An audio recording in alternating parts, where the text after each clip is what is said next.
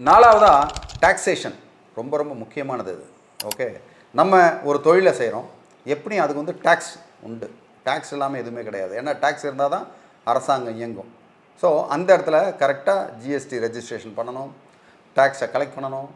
Okay, அது கட்டணும் நீங்கள் கரெக்டாக. அதுக்கு வந்து எந்த இடத்துலையும் கோளாறு நம்ம பண்ணோம்னா நம்மளுடைய நிறுவனம் வந்து கவலைக்கிடமாகவும் ஆபத்தில் வந்து முடிஞ்சிடும். அதனால் ரொம்ப ஜாக்கிரதையாக அந்த ஜிஎஸ்டி மற்றதெல்லாம் பார்க்கணும். இதெல்லாம் முடிஞ்சு ஜிஎஸ்டி இல்லாமல் நம்ம வருஷம் ஒரு முறை வந்து returns, income tax returns file பண்ணணும். இதில் எனக்கு மொத்த லாபம் இவ்வளோ வந்தது அப்படின்னு அதை வந்து ஒரு நல்ல சார்ட்டர் அக்கௌண்டண்ட்டோ இல்லை அது சம்மந்தப்பட்ட நிபுணர்கிட்டையோ நீங்கள் வந்து கரெக்டாக கொடுக்கணும். ஸோ இவங்க உங்களுக்கு உண்டான இந்த ரிட்டர்ன்ஸை வந்து ஃபைல் பண்ணி அதில் இருக்கலாம் ஒரு ஒரு ஒரு பர்டிகுலர் ஸ்லாப், அது வரைக்கும் போனீங்கன்னா இன்கம் டேக்ஸ் இல்லாமல் கூட இருக்கும். நீங்கள் அதுக்கு உண்டான ஆயத்தங்கள்லேருந்து டெக்னிக்கல் மேட்டர் நிறையா இருக்கும். அதில் நீங்கள் வந்து சட்டப்படி என்னவோ அதை நீங்கள் தாராளமாக செய்யலாம்.